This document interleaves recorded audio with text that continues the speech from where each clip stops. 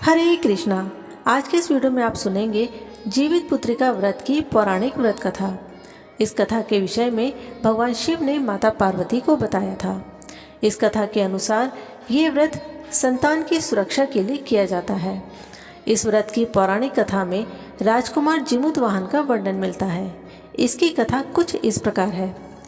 सतयुग के समय में एक गंधर्व राजकुमार थे जिनका नाम जिमुतवाहन था। वे हृदय से बड़े उदार, परोपकारी और सत्यवादी थे। जिमुतवाहन को राज सिंहासन पर बिठाकर उनके पिता वन में वानप्रस्थी का जीवन बिताने के लिए चले गए, लेकिन राजकुमार का राजपाट में मन नहीं लगता था। इसीलिए वो अपनी राजपाट की जिम्मेदारी अपने भाइयों को सौंपकर पिता की सेवा के लिए वन में चले गए। कुछ समय बाद वन में ही उनका विवाह मायावती नाम की कन्या के साथ हो गया। एक दिन वन में घूमते हुए वो काफ़ी आगे चले गए तो वहाँ पर उन्होंने एक वृद्धा को रोते हुए देखा। उनका हृदय बहुत ही कोमल था, इस कारण उनसे देखा ना गया। उन्होंने वृद्धा से उसके रोने का कारण पूछा तो वृद्धा ने बताया, मैं नाग वंश की स्त्री हूँ, मेरा एक ही पुत्र है। सभी नागों ने पक्षीराज गरुड़ को भोजन के लिए प्रतिदिन एक नाग देने की प्रतिज्ञा की थी। आज मेरे पुत्र शंखचूर्ण की बलि का दिन है।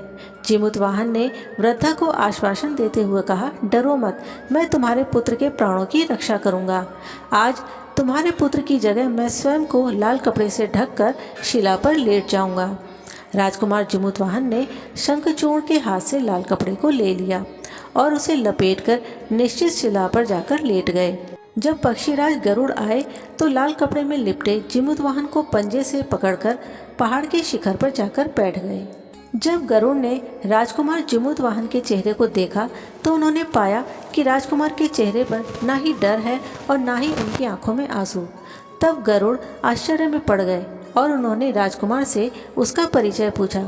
तब राजकुमार ने सारी कथा सुनाई। तब गरुड़ राजकुमार की बहादुरी और दूसरों की प्राणों की रक्षा के लिए खुद का बलिदान देने की भावना से बहुत प्रभावित हुए। उन्होंने जिमुतवाहन को जीवनदान दे दिया और नागों की बलि न लेने का वचन दिया। जिमुतवाहन के त्याग और साहस से नाग जाति की रक्षा हुई। तभी से संतान की सुरक्षा और सुख के लिए भगवान जिमुतवाहन की पूजा की जाती है और हर साल आश्विन माह के कृष्ण पक्ष की अष्टमी तिथि पर यह व्रत रखा जाता है। इस व्रत में सभी माताएं अपनी संतान की सुरक्षा और दीर्घायु के लिए निर्जल व्रत रखती हैं। इस व्रत को जीवित पुत्रिका व्रत या जितिया व्रत के नाम से जाना जाता है। ये थी जीवित पुत्रिका व्रत की पौराणिक व्रत कथा। आशा करते हैं आज की कथा आपको अच्छी लगी होगी। जितिया व्रत रखने पर इस कथा को ज़रूर सुनें तथा दूसरों को भी शेयर करें और इसी तरह से आने वाले सभी त्योहारों और व्रत की पौराणिक कथाएं सुनने के लिए हमारे चैनल को सब्सक्राइब करें। जय श्री कृष्ण।